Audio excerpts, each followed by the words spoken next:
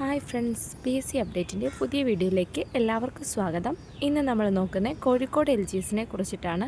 2021 നടന്ന Kozhikode LGSൻ്റെ cut off, അതുപോലെ തന്നെ ആ റാങ്ക് ലിസ്റ്റിൽ നിന്നും ഇതുവരെ എത്രമാത്രം അഡ്വൈസുകൾ പോയിട്ടുണ്ട്, സപ്ലി ലിസ്റ്റിലെ സാധ്യതകൾ, അതുപോലെ തന്നെ 2024 ജനുവരി മുതൽ നവംബർ വരെ കോഴിക്കോട് ജില്ലയിൽ LGSന് റിപ്പോർട്ടഡ് ആയിരിക്കുന്ന വേക്കൻസികൾ, ആവറേജ് റിപ്പോർട്ടഡ് വേക്കൻസി, അത് വെച്ചിട്ട് വരും 3 വർഷങ്ങളിൽ നമ്മൾ എത്രമാത്രം വേക്കൻസികളാണ് കോഴിക്കോട് ജില്ലയിൽ പ്രതീക്ഷിക്കുന്നത് എന്നീ കാര്യങ്ങളാണ് നോക്കാൻ പോകുന്നത്. അന്നേരം നമുക്ക് വീഡിയോയിലേക്ക് കിടക്കാം. 2021 കോഴിക്കോട് ജില്ലയിലെ കട്ട് ഓഫ് എന്ന് പറയുന്നത് 72 ആയിരുന്നു.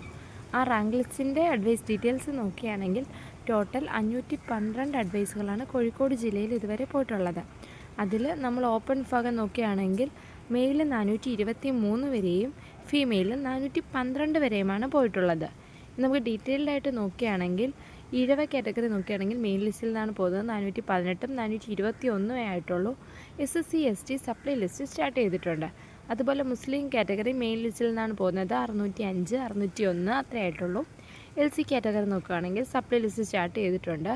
അതേപോലെ തന്നെ OBC മെയിൻ ലിസ്റ്റിൽ നിന്നാണ് പോയിക്കൊണ്ടിരിക്കുന്നത്. വിശ്വകർമ്മ മെയിൻ ലിസ്റ്റിൽ നിന്നാണ് പോയിക്കൊണ്ടിരിക്കുന്നത്. Sikh Nadar SCCC Christianity category ഇത് രണ്ടും സപ്ലൈ ലിസ്റ്റ് സ്റ്റാർട്ട് ചെയ്തിട്ടുണ്ട്. പിന്നെ ധീവര നോക്കുകയാണെങ്കിൽ ഫീമെയിലും മാത്രം സപ്ലൈ ലിസ്റ്റ് സ്റ്റാർട്ട് ചെയ്തിട്ടുള്ളൂ. മെയിൽ ഇപ്പോഴും 481 ആയിട്ടേ ഉള്ളൂ. ഹിന്ദു നടാറും മെയിൻ ലിസ്റ്റിൽ നിന്നാണ് പോയിക്കൊണ്ടിരിക്കുന്നത്. കോഴിക്കോട് ജില്ലയിൽ അന്നേരം എല്ലാ കാറ്റഗറികളും മെയിൻ ലിസ്റ്റിൽ നിന്നാണ് പോകുന്നതെന്ന് തന്നെ പറയാം. നമുക്ക് സാധാരണ കണ്ടുവരുന്ന SC ST അതേപോലെ തന്നെ സിഖ് നടാറും SCCC എന്നീ കാറ്റഗറികൾ മാത്രമാണ് സപ്ലൈ ലിസ്റ്റ് സ്റ്റാർട്ട് ചെയ്തിട്ടുള്ളത്. ബാക്കി മുസ്ലിം, വിശ്വകർമ്മ, OBC ഇതെല്ലാം മെയിൻ ലിസ്റ്റിൽ തന്നെയാണ് പോയിക്കൊണ്ടിരിക്കുന്നത്.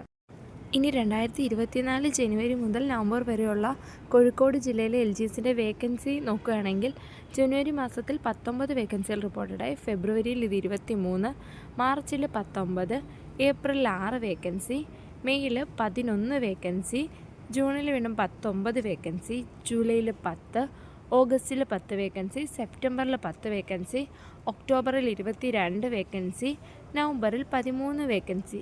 അത്യാവശ്യം വേക്കൻസികൾ റിപ്പോർട്ട് ചെയ്യുന്ന ഒരു ജില്ല തന്നെയാണ് കോഴിക്കോട്. ഏകദേശം ഒരു കൊല്ലം, തൃശ്ശൂർ ആ റേഞ്ചിലൊക്കെ നിൽക്കുന്ന വേക്കൻസികൾ തന്നെയാണ് കോഴിക്കോട് ജില്ലയ്ക്കും വരുന്നത്.